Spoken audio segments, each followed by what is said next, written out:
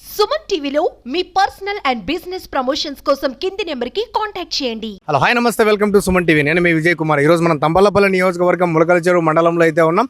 ఈరోజు ములకల చెరువు నూతన ఎస్ఐగా బాధ్యతలు చేపట్టినటువంటి ఎస్ఐ గాయత్రి మేడం గారు వారి యొక్క విధి విధానాలు ఏంటి, వారి కుటుంబ పరిస్థితి ఏంటి అనేటువంటి అంశాలన్నింటినీ కూడా మనం ఈరోజు తెలుసుకునేటువంటి ప్రయత్నం చేద్దాం. అదేవిధంగా ఎస్ఐ గాయత్రి మేడం గారి యొక్క ఫాదర్ వచ్చేసి చాలా గొప్ప మంచి కళాకారుడుగా పేరు పొందినటువంటి వ్యక్తి హరికత్ దాసు. ఆయన పుట్టుకతోనే అంధత్వంతో జన్మించినటువంటి వ్యక్తి. ఆ వ్యక్తిని మనం ఈరోజు అడిగి తెలుసుకునేటువంటి ప్రయత్నం అయితే చేద్దాం రండి.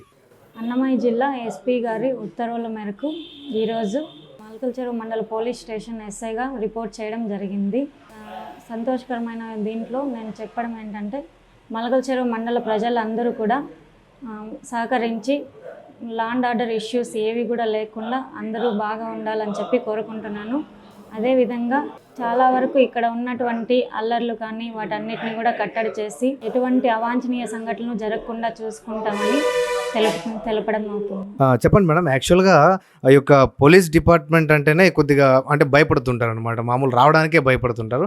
అలాంటిది మీరు ఎలా ఫేస్ చేయగలిగారు? అంటే ఇంత టఫ్ సిచ్యువేషన్లో మీరు పోలీస్ డిపార్ట్మెంట్నే ఎంచుకోవాల్సినటువంటి అవసరం ఎందుకు వచ్చింది? అంటే పోలీస్ డిపార్ట్మెంటు ఇంతకుముందు మీరు చెప్పింది కరెక్టే, చాలా వరకు భయపడుతూ ఉండేవాళ్ళు. కానీ ఇప్పుడు సిచ్యువేషన్స్ చాలా మారుతున్నాయి. అమ్మాయిలు అన్నిట్లో దూసుకుపోతున్నారు కాబట్టి నేను కూడా అదే ప్రయత్నం చేశాను. ఇప్పుడు మనం ఎందుకు అవ్వకూడదు, మనం ఎందుకు ఇది చేయకూడదు. అందులో మన దగ్గర పనిచేసినటువంటి ఎస్ఐలు కానీ సిఐలు, చాలామంది ఆఫీసర్లు, ఐపీఎస్లు చాలామంది ఇన్స్పిరేషన్గా చాలా ముందుకు వెళ్తున్నారు. వాళ్ళని చూసినప్పుడు నాకు కూడా అనిపించింది, చూస్తే మనం కూడా వెళ్ళొచ్చు కదా అదే దారిలో, మనకేం ప్రాబ్లమ్స్ ఉంటుంది అని చూస్తే నాకైతే నా సర్వీస్ ఇప్పటికి 6 years కంప్లీట్ అయిపోయింది. ఇప్పటి వరకు నేను ఎలాంటి ప్రాబ్లమ్స్ ఫేస్ చేయాలి. పైగా చాలామంది ఆఫీసర్స్ అందరూ సపోర్ట్ చేస్తూ వస్తున్నారు. అనుకుంటుంటారు ఉమెన్ ఆఫీసర్ వర్క్ చేయడం చాలా కష్టంగా ఉంటుంది, వెనకాల చాలా ఇవి ఉంటాయి అనేసి.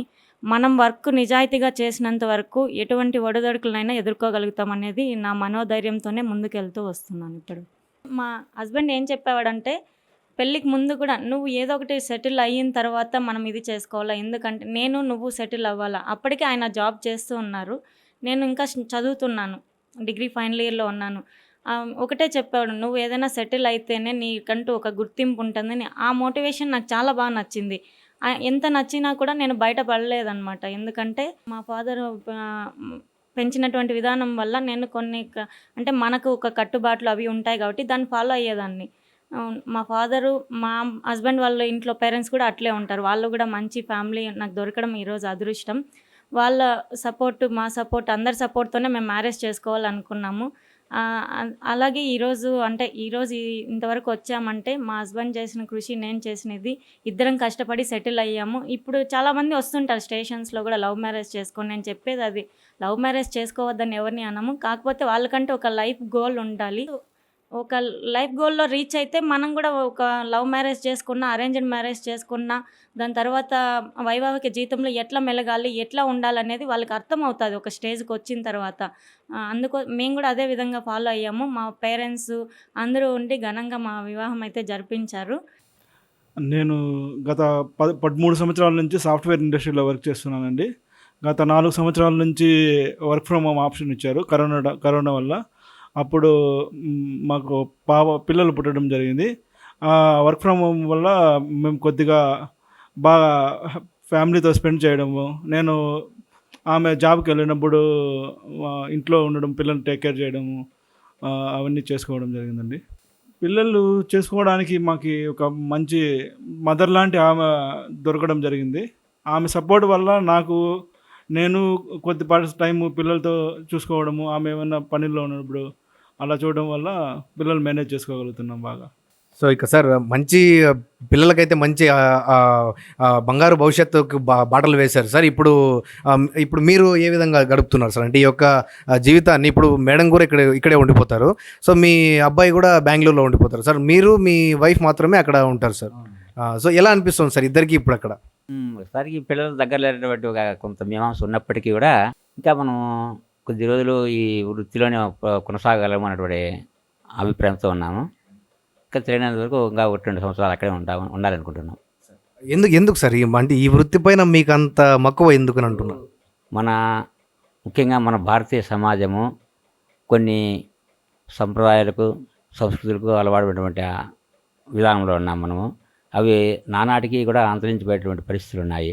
ఈ నేపథ్యంలో ప్రపంచంలోనే ఏకైక ధార్మిక సంస్థ టీటీడీ తిరుపతి దేవస్థానం వారు ఈ కార్యక్రమాలంతా ప్రచారం చేస్తూ మన సంస్కృతిని, మన సనాతన ధర్మాలను, మన ఆచార వ్యవహారాలను కూడా ప్రజల్లోకి తీసుకుని వెళ్ళి ఒక ఆధ్యాత్మిక చింతన అంటే ఏమి, మన పూర్వీకుల విధానాలు ఏమిటి, ఇప్పుడు ప్రస్తుతం మనం ఏమన్నా తేడాగా చేస్తున్నామా, ఇది చేస్తే దానివల్ల వచ్చే నష్టాలు ఏమిటి, పూర్వీకులు అనుసరించినటువంటి విధానాలతో అనుసరిస్తే వచ్చేటటువంటి లాభాలు ఏమిటి, వీటి యొక్క వైవిధ్యాన్ని అంతా కూడా మేము సమాజంలోకి తీసుకువేసి ముఖ్యంగా మన భారతం అయితేనేమి, రామాయణం అయితేనేమి, భాగవతం అయితేనేమి ఈ ఘట్టాల ద్వారా సమాజాన్ని కాస్త మేల్కొల్పేటువంటి విధానంలో ఉండేటువంటి తృప్తి నాకు చాలా ఆనందాన్ని ఇస్తుంది.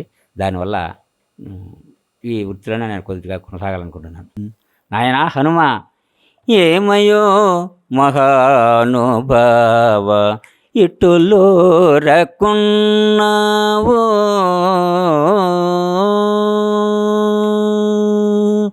ఏమయో మహానుభావ ఇట్టులో రకున్నావు.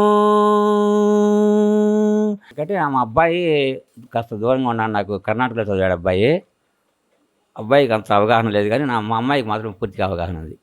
రామాయణం మీద, భారతం మీద నేను అప్పుడప్పుడు టూకీగా చెప్తూ ఉంటాను. ఇప్పుడు వృత్తిరీత్యా కూడా అదే చెప్తున్నాను.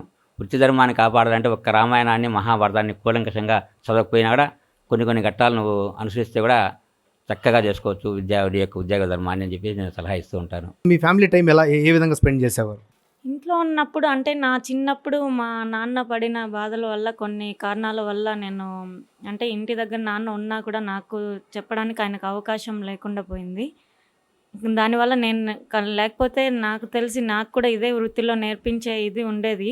దానివల్ల నేను నేర్చుకోలేకపోయాను. కాకపోతే నాకు ఒక స్టేజ్ అంటే నాకు కొంచెం నేను 10th క్లాస్ వచ్చినప్పటి నుంచి మా నాన్న ఇదే వృత్తిని మళ్ళీ కొనసాగించడం మళ్ళీ స్టార్ట్ చేశారు. ఆయన లైఫ్ మళ్ళీ రీస్టార్ట్ అయినట్టు మాకు అనిపించింది.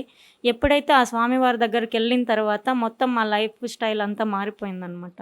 అప్పటి నుంచి ఒక్కసారి నాన్న ఇంట్లో నాకు చిన్నప్పటి నుంచి మాట్లాడే విధానంలో కానీ ప్రతి చోట అంటే అంటుంటారు కదా, సమాజంలో ఎవరైనా పిల్లలు మాట్లాడినా ఏదైనా మాట్లాడినప్పుడు ప్రతి చోట స్కూల్స్లో కానీ అన్ని బెస్ట్ రివార్డ్స్ వచ్చేది. ఎందుకంటే నాన్న నాకు నేర్పించడం వల్ల. అది ఎప్పటికీ నా లైఫ్లో అయితే దాని ఎఫెక్ట్ అయితే ఖచ్చితంగా ఉంటుంది. అది ఇంకా నేను 10th క్లాస్ తర్వాత ఇంకా నా లైఫ్లో బాగా మోటివేట్ చేసింది దాన్ని.